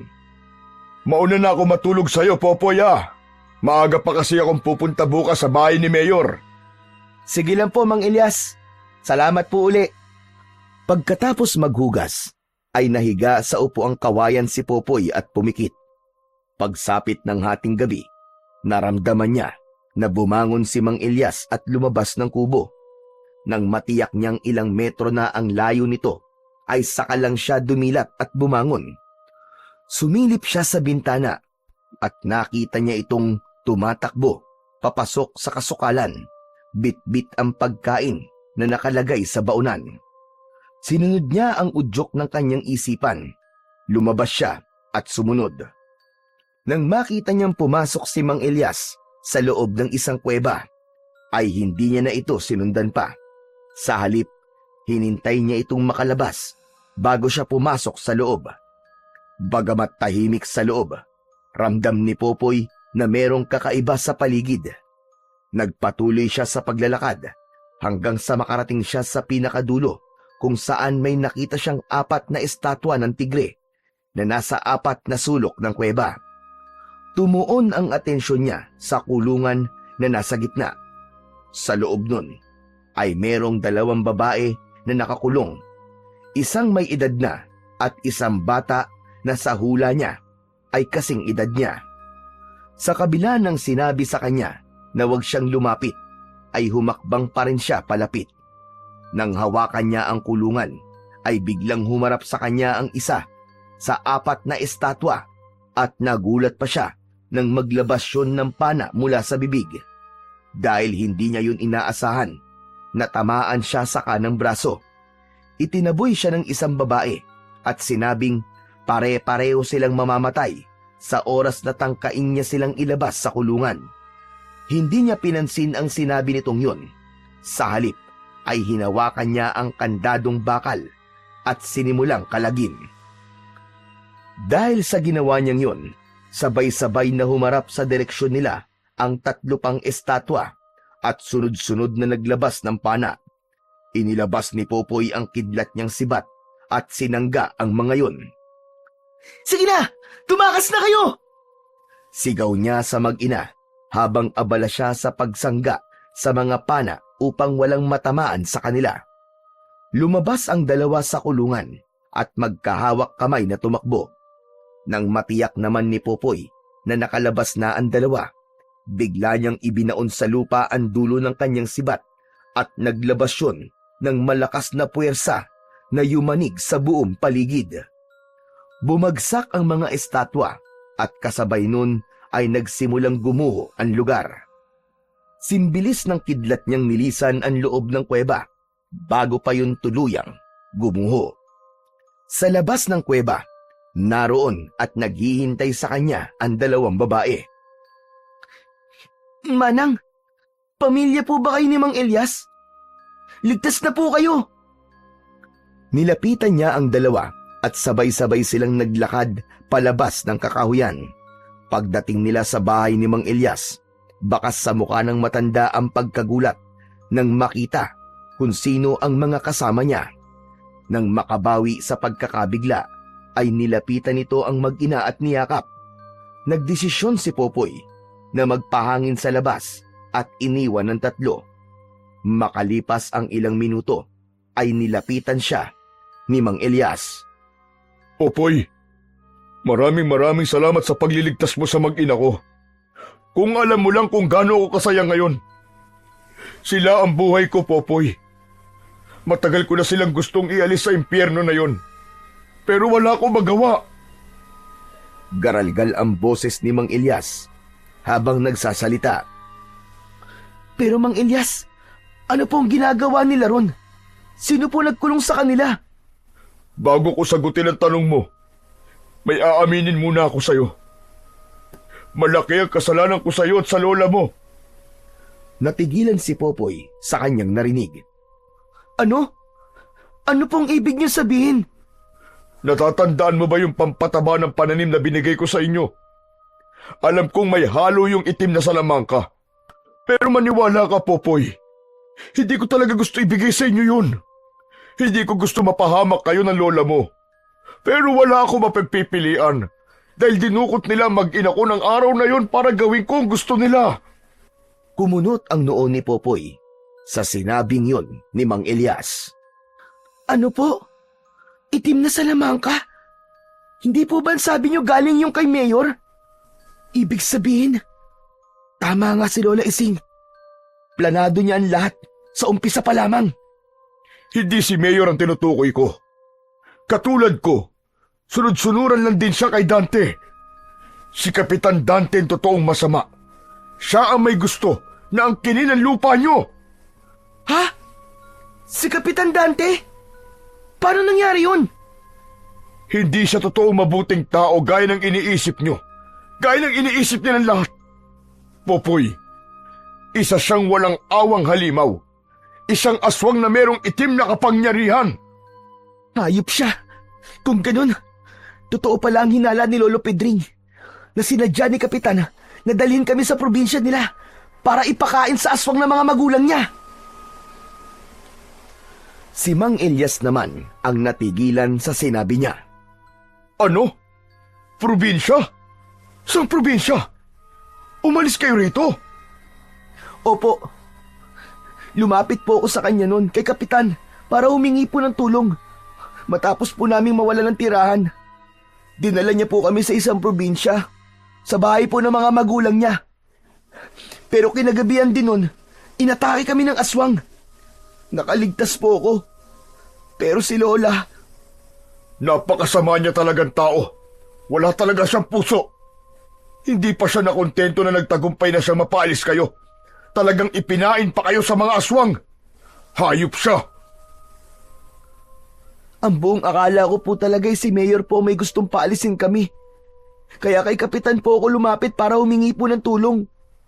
Sa ginawa ko pong yun, ako na rin pala ang naglagay sa buhay namin sa panganib. Pero Popoy, paano mo nagawang makaligtas? May tumulong ba sa'yo? Tumakas po ako para sana humingi ng tulong. Pero hindi na po ako nakabalik dahil nahulog po ako sa bangin. At tinamaan po ako ng kidlat. Nakita po ako doon ng matanda na ang pangalan po ay Lolo Pidring. Tapos, dinala niya po ako sa kanila. Nagising na lang po ako nang wala po akong maalala. Kahapon nga lang po bumalik ang alaala ko eh. Kaya nagdesisyon po agad ako na bumalik dito. Sino naman yung Lolo Pidring na sinabi mo? Yun nga po, siya nga po yung nagligtas sa akin. Nakita niya po akong walang malay sa ilalim ng bangin kaya inuwi niya po ako at ginamot. Teka, Popoy. Tama ba ang narinig ko sa'yo? Na tinamaan ka ng kidlat? Abay, paano mo nagawang mabuhay? Mahirap pong ipaliwanag eh. Pero pagkatapos ko pong magkamalay, nagkaroon na po ako nito. Itinaas ni Popoy ang isa niyang kamay at ipinakita ang kanyang kapangyarihan kay Mang Elias. Aba, Popoy! Meron kang mutya ng dagitab? Alam niyo rin po ang tungkol sa mutya, Mang Elias? Oo naman. Naikwento lang sa akin yan noon ng lolo ko. Ang akala ko, kwentong barbero lang yan. Ngunit totoo pala. Kaya po ako bumalik dito para maghiganti. Pagbabayarin ko po ang dapat pagbayarin sa nangyari sa amin ni Lola. Popoy, kasama ba ako sa gusto mong pagbayarin? Maiintindihan naman kita kung sakali. Pero sana, huwag mo naman idamay ang mag-ina ko. Wala silang kasalanan. Mang Elias, huwag po kayong mag-alala. Wala akong balak na isali ka o ang pamilya mo. Naiintindihan ko po ang ginawa nyo. Kahit sino naman po siguro na malagay po sa sitwasyon nyo noon, ay gagawin din po ang lahat para sa pamilya nila. Ngayon pong alam ko na kung sino ang totoong kalaban. Hindi po ako papayag na may maloko pa siyang iba. Mag-iingat ka, Popoy. Katulad na sinabi ko kanina, masahol pa sa halimaw si Dante. Bukod sa pagiging aswang, marunong din siyang gumamit ng itim na salamangka. Gusto ko po siya makaharap bukas ng gabi. Kakailanganin ko po ng tulong niyo, Mang Elias. Sige, Popoy. Nasa likod mo ko. Iniligtas mo mag-ina ko, kaya wala akong hindi susundin sa lahat ng sasabihin mo. Ngayon pa lang po nagpapasalamat na po ako sa inyo. Ganito po, dalhin niyo po siya sa may kakahuyan bukas. Ikaw na po ang bahalang gumawa ng rason kung paano mo siya madadala ron. O sige, ako nang bahala ron. Marami pong salamat uli. Ako ang dapat na magpasalamat sa iyo dahil iniligtas mo ang pamilya ko. Ang tagal ko silang hindi nakasama. Nakukontento na lang ako sa pagdadala ng pagkain doon para hindi sila magutom. Takot akong hawakan sila dahil alam kong delikado. Kalimutan na po natin yun, Mang Elias. Wala po yun. Ginawa ko lang naman po ang alam kong dapat gawin. Nagtagal pa ng ilang minuto ang pag-uusap nila ni Mang Elias bago nila napagpasyang pumasok na sa loob. Kinabukasan, nagpaalam si Popoy na pupunta siya sa dati nilang tinitirhan. Mataas na ang sikat ng araw nang makarating siya roon. Naabutan niya ang ilang kalalakihan na abala sa pagbubungkal sa malawak nilang lupa gamit ang isang dimakinang sasakyan. Bumalik sa isip niya ang masasayang alaala nila ng kanyang lola at dahil doon, nabuhay ang galit sa dibdib niya. Tila naramdaman ng kalangitan ang emosyong namayani sa kanya dahil biglang dumilim at sinabayan ng pagkidlat. Ilang sandali pa ay sunod-sunod na tinamaan ng kidlat ang lupa nila. Kaagad nagsitakbuhan palayo ang mga naroong kalalakihan na nagtatrabaho matapos masaksihan ang nangyayari. Kumalma lang ang kalangitan nang maglakad siya palayo sa lugar na yon. Bago siya umuwi, ay pumunta muna siya ng bayan at pumasok sa isang tindahan ng mga comics. Bumili ulit siya ng maskara ng paborito niyang comics karakter. Kinagabihan, alas 7 pa lamang ay nasa kakahuyan na si Popoy at hinihintay niya na dumating si Kapitan Dante. Suot niya sa kanyang muka ang maskarang binili niya. Waring ginaya niya ang karakter sa comics upang hindi siya makilala ni Kapitan. Makalipas ang mahigit 1 oras na paghihintay, dumating din ang kanyang hinihintay. Bakas ang pagtataka sa mukha nito nang makitang gumuho na ang kuweba kung saan nito ikinulong ang mag-ina ni Mang Elias. Lumabas siya mula sa likod ng isang puno upang makita siya nito. Kapitan Dante! Kumusta ka? Sino ka? Bakit may takip ang mukha mo? Bakit ka nakasuot ng maskara? Ikaw ba may kagagawa nito? Ang lakas ng loob mong kalabanin ako! Oo, ako nga. At ikaw na susunod kong patutumbayin. Pagkasabi nun, ay inilabas ni Popoy sa kanyang kanang kamay ang kidlat niyang sibat. Pinaglaruan niya muna yon sa kanyang mga kamay at pagkatapos ay iniumang niya ang matulis na parte paharap sa kapitan. Tignan natin kung hanggang saan ang kaya mo! Itinaas ni Dante ang isa nitong kamay at naglabas ng kulay itim na mahika. Unti-unti yung humaba at naging hugis espada.